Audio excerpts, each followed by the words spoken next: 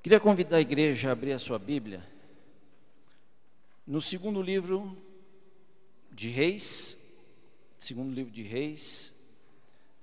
no capítulo 2. Vamos ler um texto conhecido de muitos, quem sabe muitas pessoas já leram, quem sabe faz tempo que você não lê esse texto, e uma mensagem muito linda que o Senhor tem falado bastante ao meu coração nesta semana. Queria pensar com vocês sobre a bênção do legado espiritual. A bênção do legado espiritual. Todos acharam? Segundo livro de Reis, capítulo 2. Na minha Bíblia diz: Elias é levado aos céus.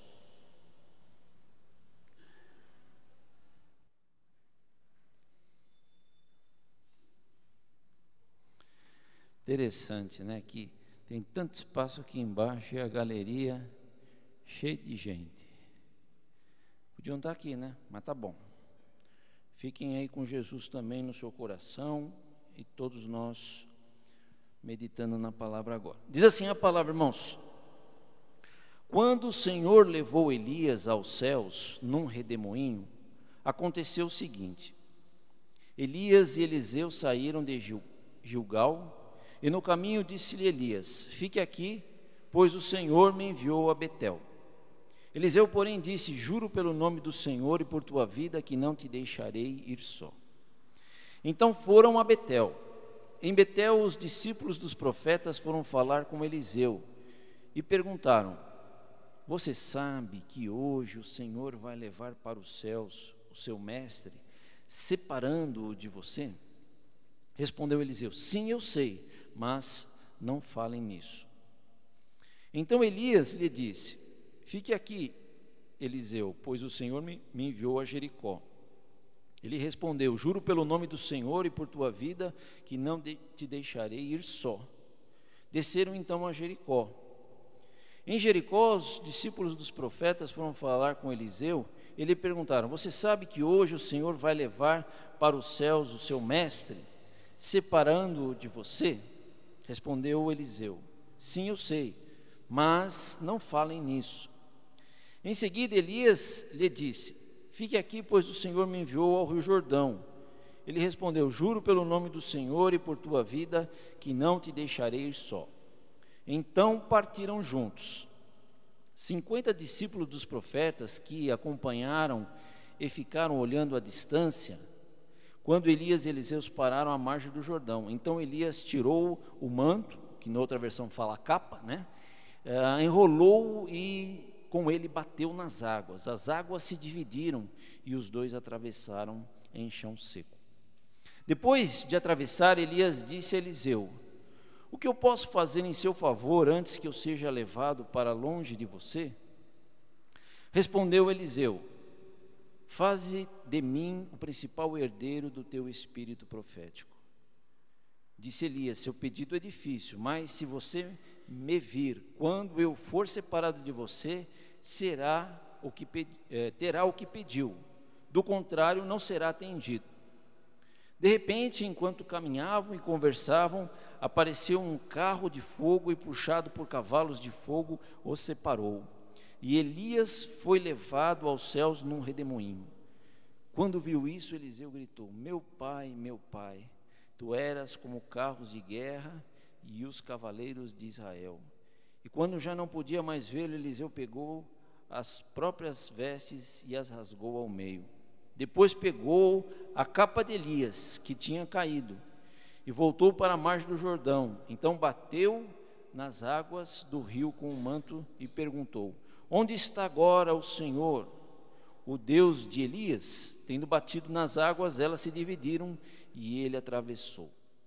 Quando os discípulos dos profetas vindo de Jericó viram isso, disseram: o espírito profético de Elias repousa sobre Eliseu. Então foram ao seu encontro, prostraram-se diante dele e disseram: olha, nós teus servos temos 50 homens fortes, deixa-nos sair à procura de teu mestre. Talvez o Espírito do Senhor o tenha levado e deixado em algum monte ou algum vale. Mas respondeu Eliseu: não mandem ninguém. Mas eles insistiram até que, constrangido, consentiu: podem mandar os homens. E mandaram 50 homens, que procuraram Elias por 3 dias, mas não encontraram. Quando voltaram a Eliseu, que tinha ficado em Jericó, ele lhes falou: não lhes disse que não fossem? Amém, amém e amém. Amém, queridos? É uma das histórias mais lindas da Bíblia, né? E nós vamos então meditar sobre essa questão da bênção do legado espiritual. Podemos dizer assim, a bênção da herança espiritual. Não importa a palavra que pudéssemos usar aqui, mas de fato essa é uma das histórias mais lindas de um mestre e seu discípulo, de discipulado, de caminhar junto com alguém que vai ensinar as coisas de Deus, para que lá no futuro esse discípulo, esse aprendiz possa assumir uma posição, um posto no reino de Deus para servir ao Senhor. É uma das histórias mais lindas nesse sentido.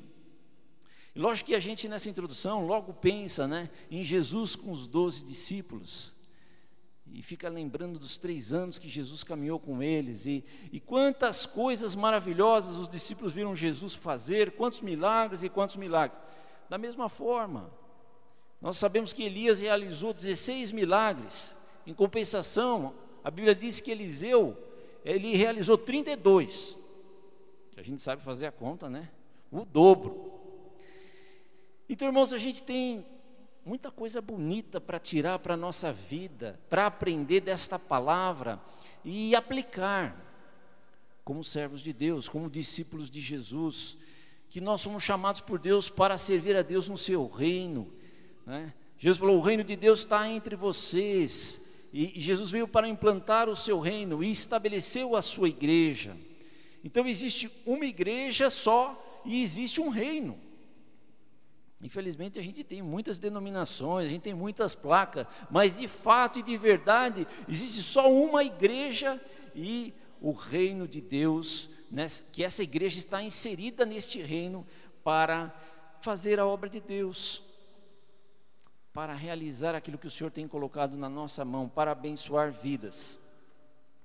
Queria destacar algumas coisas assim importantes, irmão. Em primeiro lugar, eu queria falar assim que todo mundo sabia que aquele dia era o dia que Elias ia para o céu. E é uma coisa interessante, né? Porque é muito diferente da vinda de Jesus. Ninguém sabe quando Jesus vem. Não é verdade?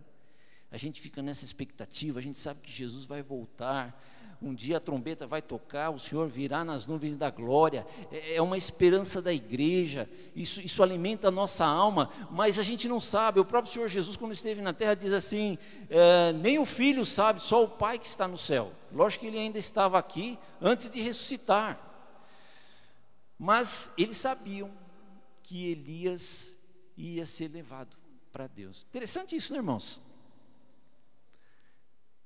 Esse Elias, irmão, não era fraco, irmãos. Esse Elias foi um homem de Deus. Imagina alguém que teve o privilégio de não experimentar a morte. Sonho de consumo de toda a humanidade, não experimentar a morte. Elias foi esse homem. Então todo mundo estava sabendo, Não, a gente não tem informações maiores, né, irmãos? Como é que foi esse negócio? Se foi o próprio Elias que recebeu uma revelação de Deus e colocou lá no jornal lá daquelas cidades lá, porque você sabe que a notícia corre de qualquer jeito, né? Não tinha internet naquela época, tudo, mas a notícia corria. Veja que antes de ser levado, ele foi para vários lugares, ele foi para Betel, ele foi para Jericó, ele foi para o Jordão. Foi um dia de viagens. E aonde ele chegava havia os profetas, né, os discípulos dos profetas se reunindo naquela cidade, e todo mundo sabia, e era o assunto do dia, mas acontece que Eliseu era mais chegado de Elias, ele estava sempre mais perto de Elias, né? Dizem os teólogos que desde que Elias chamou Eliseu para segui-lo, por ordem de Deus, coisa interessante, né? Jesus chamou os seus discípulos e escolheu. No caso de Eliseu, foi Deus que mandou. Quando ele saiu da caverna, naquela experiência que ele fugiu de Jezabel, Deus deu ordem para ele ungir alguns reis e Eliseu, profeta, em seu lugar. Então os estudiosos dizem, irmão, que dessa chamada de Eliseu até Elias ser levado para o céu, demorou uns 17, 18 anos. De maneira que Eliseu foi próximo de Elias durante esse tempo. Não foi de uma hora para outra que a Bíblia não fala de data aqui, né? Mas estudiosos dizem que certamente foi um tempo mais ou menos assim. Então, veja só, meus amados irmãos, né? Ele caminhando, ele mais próximo, e eles perguntaram: você não sabe? Ele falou: não, eu sei. Todo mundo tinha consciência que chegou aquele momento. Agora, uma coisa interessante, irmãos, veja só que no dia que ele foi levado para os céus, foi um dia agitado, que ele não ficou sentadinho no alto do monte falando: hoje é o dia, vou ficar aqui sentadinho, esperando o carro de fogo passar e me levar. Não, veja que foi um dia em que ele recebeu ordens de Deus. Ele dizia para Eliseu: olha, Eliseu, fique aqui que Deus me mandou lá em Betel. Não, mas eu vou contigo. Então ele foi nos lugares, e Deus mandou ele ir lá em Jericó, e Deus mandou ele ir no Jordão. E o que ele foi fazer? Certamente alguma coisa que Deus mandou. Ele estava trabalhando, ele estava ativo, ele não ficou esperando, falou: hoje é o dia que eu vou, não vou fazer nada, vou me arrumar para um terno bonitinho e esperar o Jesus me buscar. A gente aprende com isso, né, irmãos? Tantas coisas que Elias fez, um ministério tão intenso, um homem que Deus falava com ele, o anjo do Senhor falava com ele, um homem que tinha autoridade para, quando morreu o filho de uma viúva lá, ele orou, clamou a Deus, pediu para o Senhor trazer a vida de volta, a vida voltou. E tantos milagres que ele fez. Uma vez os discípulos falaram para Jesus sobre o povo de Samaria: Senhor, quer que a gente ore e mande fogo cair do céu sobre... Por que os discípulos falaram isso? Porque conhece a história de Elias, o homem que mandava cair fogo do céu da parte do Senhor e caía. A gente conhece a história, né, irmãos? Lá com os profetas de Baal, 400 profetas de Baal ficaram clamando e nada. E depois, então, no final da tarde, na hora do holocausto, Elias orou e o fogo do céu desceu, queimou o holocausto, toda aquela água que ele tinha jogado ao redor. Foi uma festa, assim, do poder de Deus naquele lugar. E as pessoas se prostraram e falaram assim: o Senhor é Deus, o Senhor é Deus. Mas interessante, irmãos, que um pouquinho antes desse texto que nós lemos aqui, no capítulo 1 mesmo, conta uma história muito interessante, né? Que Acasias, filho de Acabe, ele reinou 2 anos só, e ele caiu de uma altura ali do palácio e se machucou. E quando ele se machucou, ele chamou alguns dos seus servos e mandou que eles fossem consultar algum vidente de outras nações, Baal-zebub, deus de Ecrom. Ele mandou eles consultarem para ver se ele ia viver ou se ele ia morrer. Então Acasias, filho de Acabe foi um rei péssimo, e Acasias também, mas ele reinou só 2 anos. E quando Acasias então pede para consultar, Elias vem, intercepta esses homens e fala assim: onde vocês vão? Vocês não sabem que tem profeta de Deus em Israel? Para que vocês vão consultar os profetas de Baal, dos edomitas? Aí ele mandou um recado para o rei: diga para o rei que porque ele foi mandar consultar, assim diz o Senhor, ele não vai viver, ele vai morrer. E eles então não foram consultar os profetas, voltaram para o rei muito rápido, e o rei falou assim: vocês já voltaram? É que a gente estava indo lá, mas apareceu um cidadão e disse para nós: ó, não tem profeta em Israel para vocês consultarem? E aí ele disse esse recado para o Senhor: como é que é esse homem? Eles falaram: ele usa essa roupa, aquela roupa, deve ser o tesbita, Elias, conheço esse cidadão, mande buscar. Porque o rei tinha suas autoridades, né, irmão? O rei podia matar, mande buscar. Aí um general foi com 50 homens e encontrou Elias lá no monte, né? E disse assim: homem de Deus. Todo mundo sabia que Elias era homem de Deus. desce porque o rei quer falar contigo. Aí Elias falou assim: se eu sou homem de Deus, caia fogo do céu sobre você e os 50 homens. E a Bíblia diz que caiu fogo do céu e consumiu todo mundo. Vocês podem imaginar, irmãos, um homem desse naipe espiritual, dessa estirpe? Aí nós vamos falar assim: mas por que ele mandou matar? Bom, não sei, não me perguntem. Mas ele tinha aquela autoridade. E eles chegaram lá com soldados e ele se sentiu ameaçado, certo? Então, se eu sou homem de Deus, caia fogo. Caiu fogo.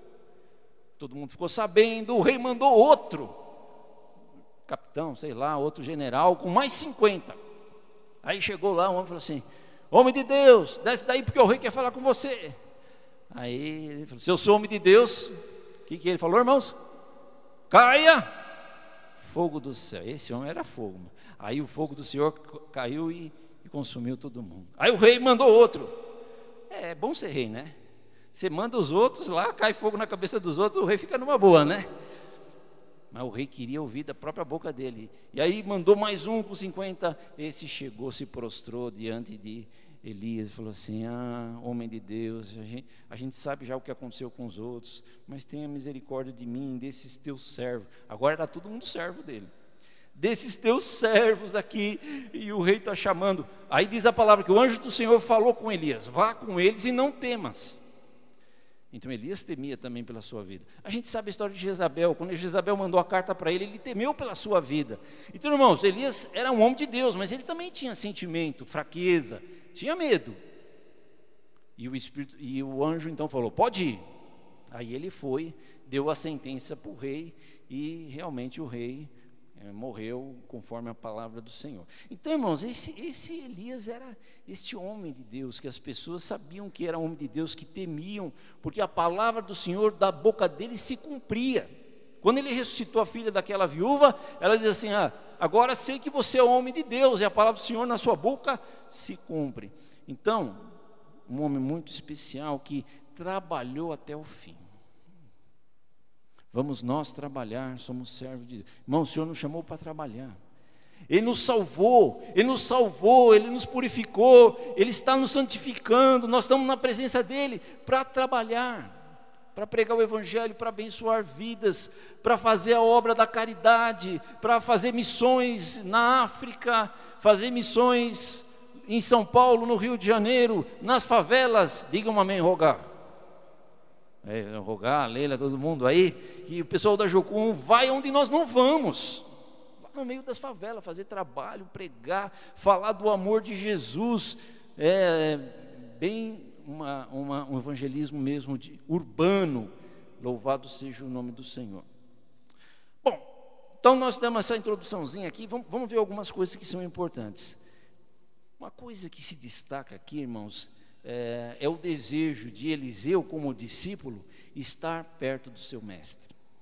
Isso se destaca no texto, né? Eles caminharam juntos, eles estavam mais íntimos. A gente sabe até que, por exemplo, Jesus teve 12, mas uma vez ele enviou 70, a gente sabe disso.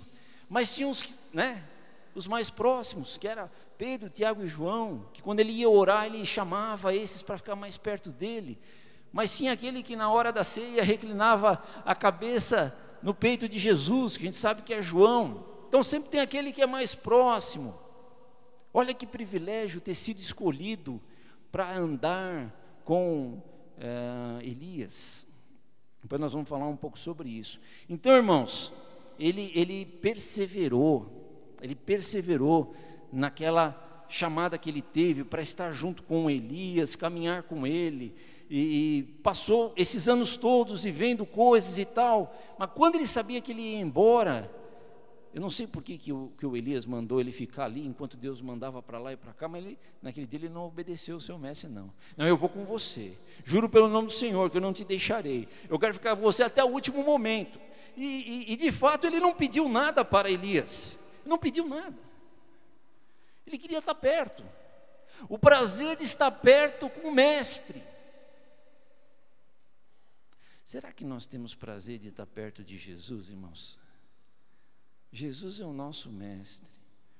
Lógico que a gente pode ter mestres na terra, discipuladores na terra, isso também é muito importante. Às vezes é mais fácil a gente ter prazer de estar com um homem de Deus que a gente respeita, que tem uma bagagem espiritual tremenda. É mais fácil estar perto dele do que de Jesus. Mas todos nós somos chamados para ter prazer e desejo de estar na presença de Jesus. Isso não é fácil, não é fácil. Porque Jesus não está fisicamente, a gente não pode tocar nele, né? É um caminhar por fé, é um caminhar espiritual, que implica devoção, oração, não é fácil, mas Jesus nos convida, né? Para termos o prazer, o desejo de estar perto dele, porque ele disse, eis que estou convosco todos os dias, amém, irmãos? Ele está presente. A gente não vê, mas Ele está presente, Ele é o nosso Deus, o Espírito Santo está com a gente, então, pelo Espírito Santo, nós podemos sentir, ouvir Sua voz e realmente ter experiências muito bonitas com o nosso Deus. Então, Ele não largou, foi para Betel, Ele foi junto, foi para Jericó, Ele foi junto, desceu para o Jordão, Ele foi junto e não largou. Então, Ele perseverou em acompanhar. E na perseverança surgem as oportunidades de conquista. Olha que coisa interessante, irmãos, né? Nessa perseverança, sem às vezes a gente saber, surge a oportunidade de conquistar coisas no mundo espiritual. Elas vão acontecer automaticamente sobre a nossa vida, e isso é muito importante. Louvado seja o nome do Senhor. Sabe o que eu queria destacar desse texto também para os irmãos? Eu queria destacar a questão da mentalidade humana e da mentalidade espiritual. A gente percebe aqui que havia um clima espiritual muito forte naquela época. Os discípulos dos profetas, eles se reuniam. Um pouquinho antes, se você estudar lá no finalzinho de 1 Reis, você vai ver que houve uma ocasião em que 400 profetas do Senhor estavam profetizando. E a Bíblia diz que eles estavam em transe e profetizando. Então tinha escola de profetas, não? Então eles oravam e buscavam, o Espírito Santo vinha, né? O Espírito de Deus, e entravam em transe e falavam. Só que aqueles 400 profetas, o Senhor profetizava que o rei podia descer lá para uma guerra, que não ia acontecer nada com ele. E não era verdade, porque de fato um espírito mentiroso vindo da parte do Senhor, veio sobre eles para enganar o rei, porque Deus já havia sentenciado que Acabe ia morrer. E aqueles 400 diziam assim, não, pode ir Acabe, pode ir e tal. Aí Acabe falou assim, não, tem mais algum profeta que a gente possa consultar? Aí apareceu um tal de Micaías. Vai estudar lá, irmão, você vai ver. Só aparece essa vez o Micaías, né? O Eliseu aparece tanto. Profeta Micaías. Aí ele chamaram o profeta Micaías e falaram assim, aí o rei falou assim, esse aí sempre profetiza ruim ao meu respeito. A profecia dele sempre é ruim. Vamos ver o que ele vai falar agora. Aí Micaías, posso ir para a guerra? Micaías falou assim, pode ir para a guerra que o Senhor vai te dar a vitória. Aí o rei olhou para ele e falou assim, eu já não te falei, Micaías, para você falar a verdade, para você não ficar mentindo e omitindo o que Deus quer falar. Aí Micaías falou, então tá bom, então vou falar. Eu tive uma visão, Deus no seu trono, os exércitos de Deus todo ao redor do Senhor, e o Deus perguntava assim, quem vai fazer com que Acabe vá para essa guerra e morra? E apareceu um espírito e diz assim, eu vou. E o Senhor falou assim, mas você vai? Eu vou e engano eles. E o Senhor deu ordem para que esse espírito viesse e enganasse. O profeta contou essa história, a verdade. Aí sabe o que o rei fez? Mandou prender o profeta. Prende esse profeta. Falei que ele falava mal de mim? Põe na prisão, dá água só para ele, pão e chega. E deixa ele preso até que eu volte em paz. Aí Micaías falou assim, se você voltar em paz, o Senhor não falou através de mim. Então, irmãos, havia um clima de temor, de espiritual lá naquela época, né? E veja assim, o que era interessante, que todos eles sabiam que eles tiveram o discernimento espiritual, que Elias vai ser arrebatado, o Senhor vai levar para o céu, todo mundo está sabendo, isso aí saiu em todos os jornais lá, então eles tinham esse entendimento espiritual. Quando aconteceu e Elias vai, que todo mundo sabia, aí vem a atitude humana. Chegaram, viram que o Eliseu pegou a capa, bateu, de novo o Rio Jordão abriu, ele passou, falou assim, agora o espírito profético de Elias está sobre Eliseu. Se prostraram diante dele, meu Senhor, nós temos 50 homens fortes aqui, deixa eles procurarem, quem sabe, veja só, quando eles falam isso também, eles estão falando de um discernimento espiritual, quem sabe o Espírito do Senhor pegou Elias e levou para algum lugar, porque era assim, os reis iam procurar Elias, cadê Elias? O Espírito do Senhor levou para cá, transladado, quem quer chegar no ponto de dizer, Senhor, estou precisando ir para São Paulo, Senhor, eu sei que tem avião, tem carro, mas me leva para lá. A gente não faz isso, né, irmão? Porque a gente tem vergonha, né? Hoje tem tanta facilidade para ir, né? Que você vai pedir isso para Deus. Mas imagine Elias ia e ninguém achava Elias. Quando ia chover de novo, Deus mandou Elias se comparecer diante de Acabe, né? Aí ele foi, e Obadias vinha vindo, Obadias era servo de Acabe, e encontrou, Obadias falou assim, fazia uns 3 anos que ele não via Elias, né? É mesmo o senhor Elias que eu estou vendo? Se prostrou, falou, sou eu mesmo, vai lá e avisa o teu rei que eu vou comparecer. E Obadias falou, por favor, meu senhor, só quer que eu morra, né? Porque eu vou lá, esse homem está te procurando há 3 anos, não tem lugar em Israel que ele já não te procurou. Agora eu chego lá e falo que o senhor vai se apresentar, aí o Espírito do Senhor te pega e leva para outro lugar, ele me mata. Todo mundo sabia o que Deus fazia com esse homem. Só que aí a atitude humana, deixa a gente procurar. Então, irmãos, a gente muitas vezes na nossa vida é assim. A gente consegue ter momentos espirituais, revelações de Deus, a gente vai na Bíblia e Deus fala com a gente e age espiritualmente. Mas daqui a pouquinho, é tão fácil agir humanamente e sair do propósito de Deus. Aconteceu com Pedro. Tu és o Cristo, Filho do Deus vivo. Bem-aventurado és tu, Simão Barjonas, porque não foi carne e sangue que te revelou, foi meu Pai que está nos céus. Olha aí, Pedro teve uma revelação, coisa espiritual. Em seguida Jesus falou assim, olha, vai chegar a hora, eu vou ser preso, eu tenho que sofrer, eu vou morrer e tal. Não, Senhor! Atitude humana, discernimento humano. Jesus olha para ele e fala assim, afasta-te de mim, Satanás, não cogita as coisas de Deus. Então, esse texto nos ensina, irmãos, que a gente precisa pedir muita sabedoria para Deus. Tiago disse, se alguém precisa de sabedoria, peça para Deus, né?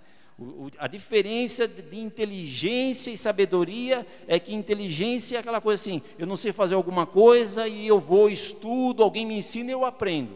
Eu tenho inteligência para isso. Agora, sabedoria vem de Deus. Inteligência é coisa do homem.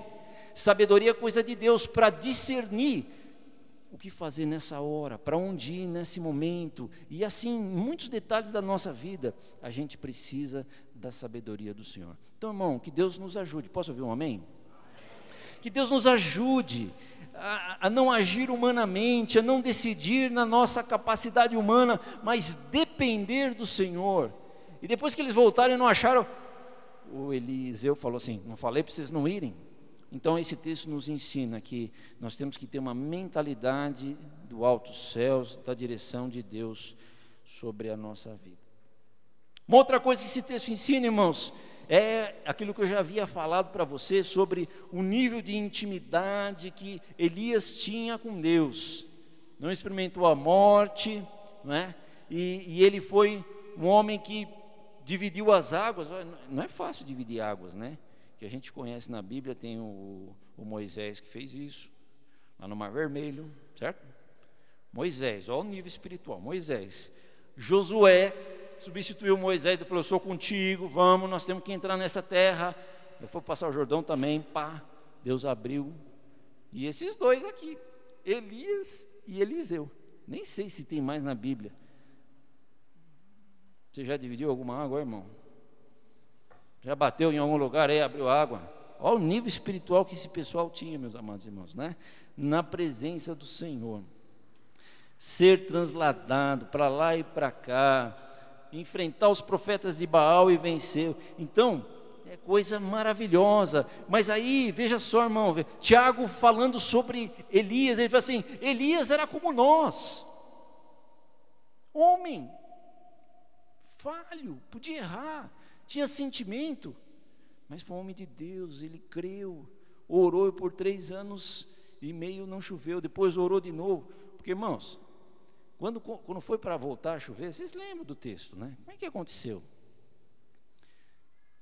Ele orou umas 7 vezes, e ele mandava o servo dele, vai lá ver se tem alguma coisa lá no horizonte, não tem nada, 7 vezes, ele orando e clamando, Senhor, colocando o rosto em chão no meio das pernas e buscando a Deus.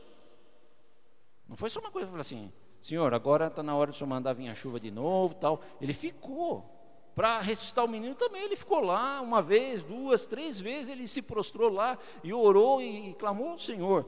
Então, Elias buscava a Deus, ele clamava, clama-me e responder-te-ei.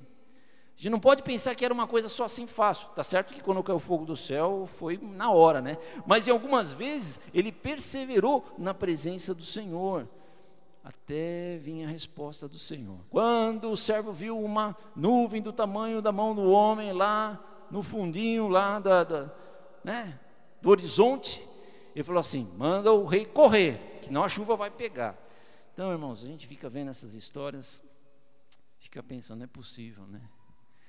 Possível ter experiências com Deus, ver o anjo do Senhor falar com a gente, receber mensagens de Deus proféticas que nos orientam, que nos despertam, que nos ajudam, que nos tiram, trazem livramento do Senhor. A semana eu tive uma experiência assim, que Deus entregou uma mensagem para mim de livramento.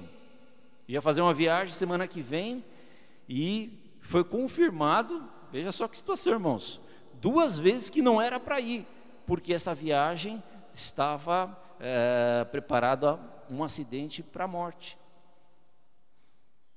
Mas como é que é isso, né?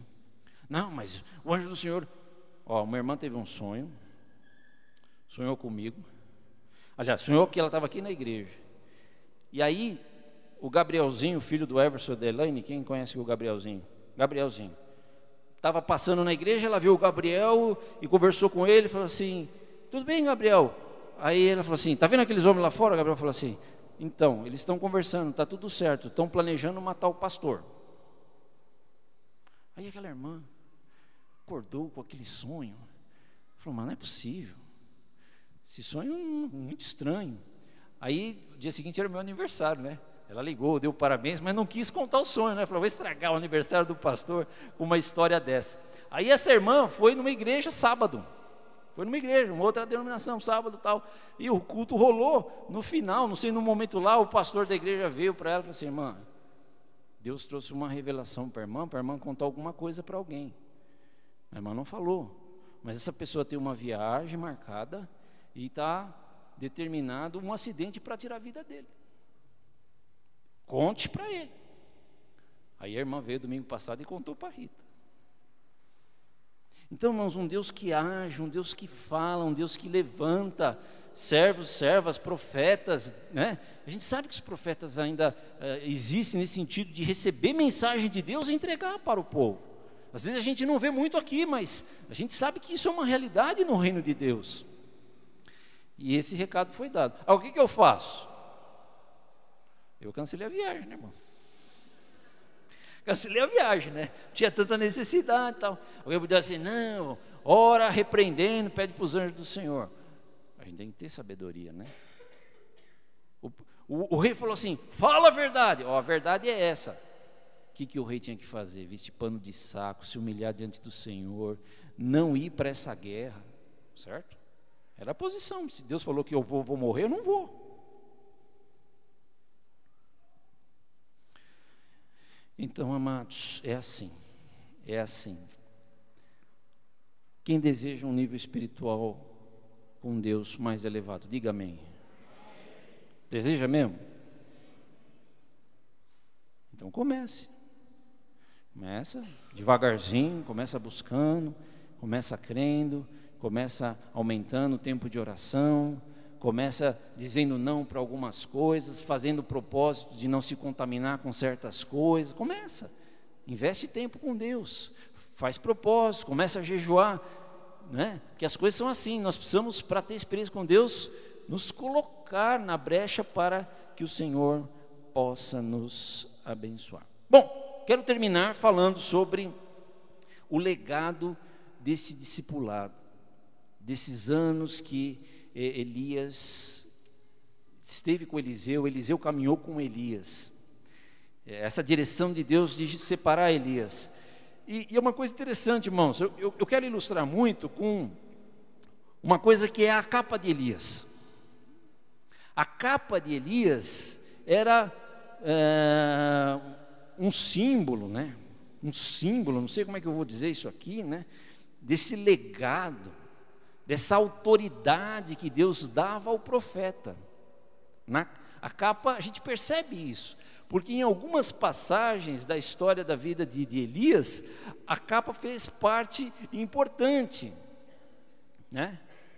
Por exemplo, 1 a Reis 18, abre aí comigo, vamos ler alguns versículozinhos. 1 a Reis 18, você está com a Bíblia, pessoal que quiser anotar, anote, né? Pelo menos os textos e tal. Quando Acabe, ele manda Acabe ir porque vinha a chuva, aqui eu creio que ele foi transladado, né? Porque veja o que aconteceu. 1 Reis 18, 46, diz assim, eu vou ler um pouco antes, verso 44, na 7ª vez o servo disse, uma nuvem tão pequena quanto a mão de um homem está se levantando no mar. Então Elias disse, vá dizer a Acabe, prepare o seu carro e desça, antes que a chuva o impeça. Enquanto isso, nuvens escuras apareceram no céu, começou a ventar e a chover forte, e Acabe partiu com o carro para Jezreel. Verso 46, irmãos, o poder do Senhor veio sobre Elias, o poder de Deus, e ele, prendendo a capa com o cinto, sei lá o que ele fez nesse negócio aqui, mas a capa está presente aqui, correu à frente de Acabe e de todo o caminho até Jezreel. Bom, se ele não foi arrebatado, ele foi o Elias Bala, porque tem trem-bala, né?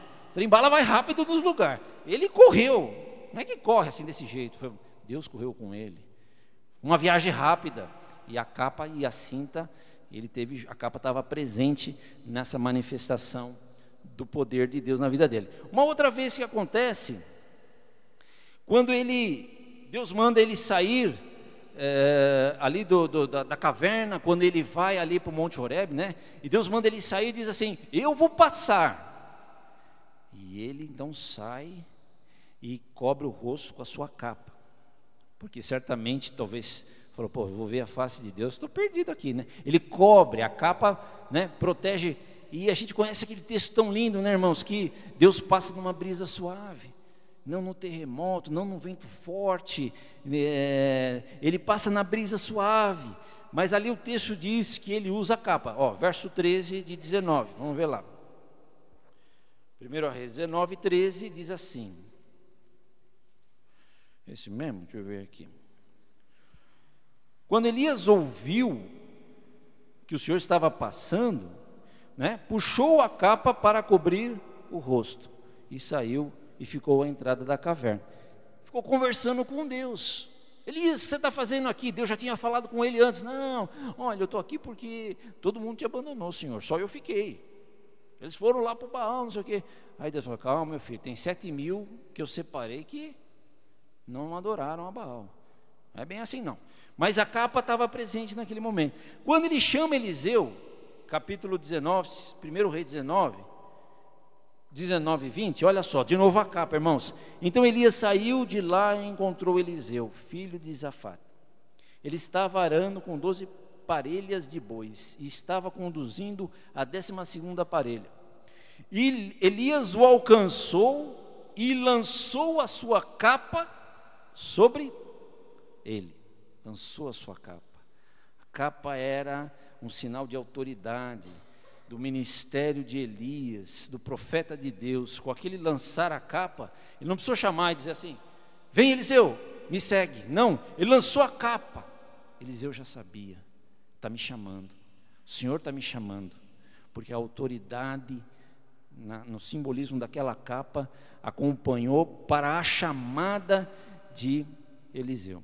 E depois então também quando Elias bateu com a capa, rolou a capa, bateu no Jordão, se abriu, e depois na volta, quando ele tinha sido levado ao céu, também Eliseu faz a mesma coisa, porque a capa ficou. Por que a capa ficou, irmãos? Porque Deus não levou Elias com a capa junto. A capa ficou. E quando Eliseu pegou a capa e bateu no rio ali na entrada e abriu as águas, todos reconheceram que Deus estava abençoando a vida de Eliseu, e o espírito profético de Elias tinha passado para Eliseu. Louvado seja o nome do Senhor. Então, irmãos, essa é a bênção do legado, de você caminhar com uma pessoa. Quando Deus nos dá filhos, quem é pastor tem ovelha, né? A gente pode fazer essa analogia em vários sentidos. Um pai e uma mãe que conduz os filhos no caminho do Senhor, vai dando um legado de vida, de experiência, de confiança em Deus, e você vê os seus filhos crescer e está servindo ao Senhor. É um legado que você passou, seja no lar, seja o pastor com as ovelhas, seja o discipulador que ganha almas e vai discipulando, fazendo discípulos para a glória do Senhor. Nós vamos caminhando com essas pessoas e passando algo que há em nós, do Espírito de Deus, da nossa experiência, para a vida das pessoas. Por que quando a gente consagra alguém ao diaconato, alguém ao presbitério, alguém a evangelista, ou separamos alguém ao ministério da palavra, se reúne um monte de pastor, bota o cidadão ajoelhado aqui na frente do altar, estende a mão sobre eles para deixar um legado? E Paulo diz a Timóteo assim: ninguém despreza a tua mocidade, e falou assim: olha, não deixa morrer o dom que Deus deu para você com a imposição de mãos. A imposição de mãos era uma autoridade dos céus que vinha trazendo um legado para o ministério daquela pessoa. Então, irmãos, é uma bênção quando a gente pode abençoar os discípulos, abençoar as ovelhas e deixar um legado. E assim, todos que têm uma chamada, todos que servem a Deus, que entendem o reino de Deus e a sua missão, sabem que isso é a coisa mais importante que a gente pode fazer na face da terra. Queria contar para os irmãos uma experiência que me deixou preocupado, ao mesmo tempo feliz. Agora, quando eu fiz aniversário, dia 16 de agosto, eu liguei para o pastor Pedro Mendes, que é o meu pastor. O irmão sabe minha história. Quando eu tinha 17 anos, lá em São Paulo, na Água Rasa, eu me converti naquela igreja, e o pastor Pedro, naquela época tinha 58 anos, né? Estava no auge do ministério, e ele então me batizou e foi meu pastor. É o meu pastor até hoje, no sentido de ser o primeiro que sobre mim impôs as mãos, tal. E eu faço aniversário no mesmo dia que ele. É muita coincidência, né? Ele é de 16 de agosto, eu sou de 16 de agosto. Então, todo dia 16 de agosto eu ligo para ele, para conversar. Ele está agora com 92 anos. 92 anos. Lúcido, conversa. Agora ele vai começar a ajudar uma igreja lá em São Paulo, que o líder é um presbítero chamado Dirceu, um engenheiro, e o pastor Pedro vai ficar assim, junto com ele, assim, assessorando. E a gente foi conversando e tal, né? E quando eu ligo, ele diz: pastor Roberto, não está certo, eu que tinha que ligar para o irmão primeiro. Eu falei: não, irmão, você é o meu pai, o certo é o filho ligar para o pai, não é? Não é o pai, viu? Ó, meus filhos aí, ó o recado, hein? Quando vocês casarem e for embora, o certo é vocês ligarem para mim. Quem disse que eu vou aguentar, né, irmão? E não vou ficar ligando para eles. Aí a gente foi conversando e falando um pouco da denominação, alguma coisa. Aí eu disse para ele: a gente se vê na convenção em janeiro, porque vai ter convenção em janeiro agora, e ele vai, né? A gente se vê, né? E eu até briguei com ele, falei assim: ó, tem um pastor muito amigo nosso, assim, lá de São Paulo, que faz muitos anos que não vai na convenção, né? Aí eu falei assim: se o irmão conseguir levar tal pastor aí, olha, aí vai ser um milagre, hein? Ele falou: não creio, pastor Roberto, que isso seja possível. Faz 14 anos que esse pastor, que já foi muito ligado à convenção, não vai mais na denominação, né? meio que se afastou um pouco. E papo vai, papo vem, aí o pastor Pedro falou assim, uma coisa assim que quase tremia nas pernas na hora, né? Ele falou assim, pastor Roberto, quando eu partir, eu quero que você me represente na denominação.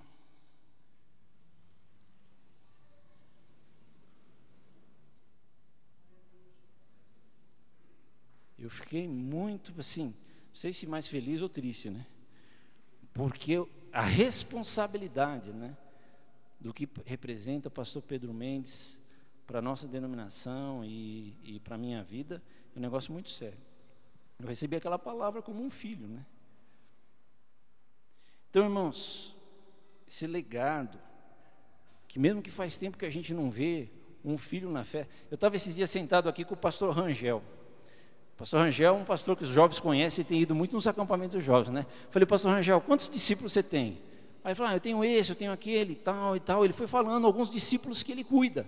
Um é pastor em tal lugar, outro está em Maringá. Não é pessoa que está perto dele, uma pessoa que durante a vida ele caminhou, ministrou, e agora de vez em quando eles se falam, e ele vai ajudando e vai abençoando.